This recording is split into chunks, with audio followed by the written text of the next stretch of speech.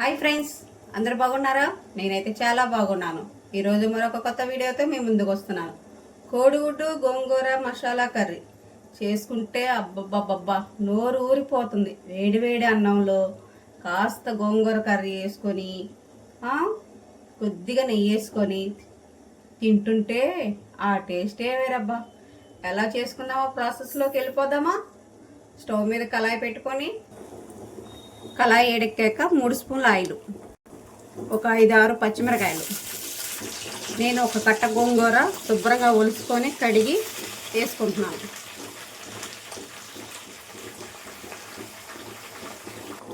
మూత పెట్టుకొని మెత్తగా ఉడికించుకోవాలి.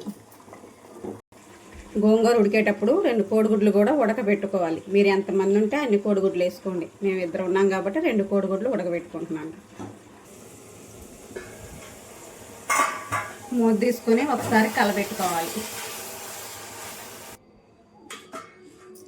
గోంగూర మొత్తం ఉడికింది. ఇప్పుడు చల్లారిన తర్వాత మిక్సీ పట్టుకోవాలి మెత్తగా. అదే కళాయి పెట్టుకొని 2 స్పూన్ల ఆయిల్ వేడెక్కాక 1 స్పూన్ జీలకర్ర, ఒక రెబ్బ కరివేపాకు, సన్నగా తరిగిన ఉల్లిపాయలు, పచ్చిమిరకాయలు బ్రౌన్ కలర్ వచ్చేదాకా ఫ్రై చేసుకోవాలి. ఒక టమాటా చిన్నగా ముక్కలకు కట్ చేసుకుని వేసుకోవాలి.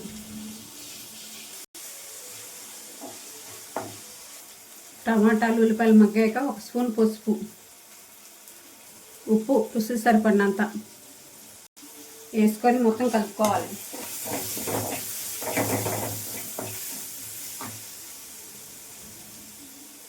టమాటా ఉల్లిపాయ మగ్గాక 1 స్పూన్ అల్లం చిన్నులపాయ పేస్ట్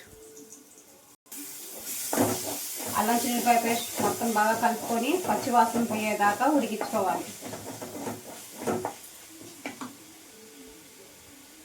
అల్లం చిల్లిపాయ పచ్చివాసన పోయిన తర్వాత మిక్సీ పట్టుకున్న గోంగూర వేసుకోవాలి. మొత్తం ఒకసారి కలుపుకున్నాం.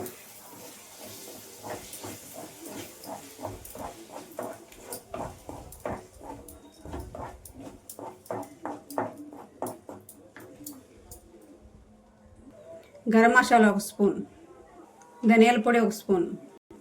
ఆల్రెడీ పచ్చిమిరకాయలు వేసుకున్నాం కాబట్టి కారం చూసుకొని కొంచెం వేసుకోండి.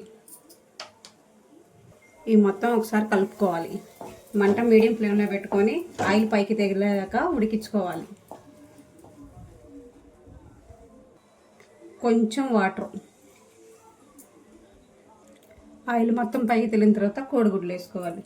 కోడిగుడ్లకి మధ్య మధ్యలో ఘాట్లు పెట్టుకొని వేసుకోండి. కలబెట్టుకొని మీడియం ఫ్లేమ్లో పెట్టుకొని ఒక 10 నిమిషాలు ఉడికించుకోవాలి. చివరిగా కసూరి మెంతి,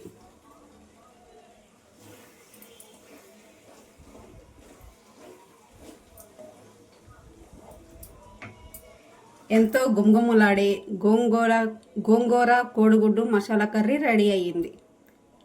ఒకసారి ట్రై చేయండి. ఎలా ఉందో కామెంట్ చేయండి.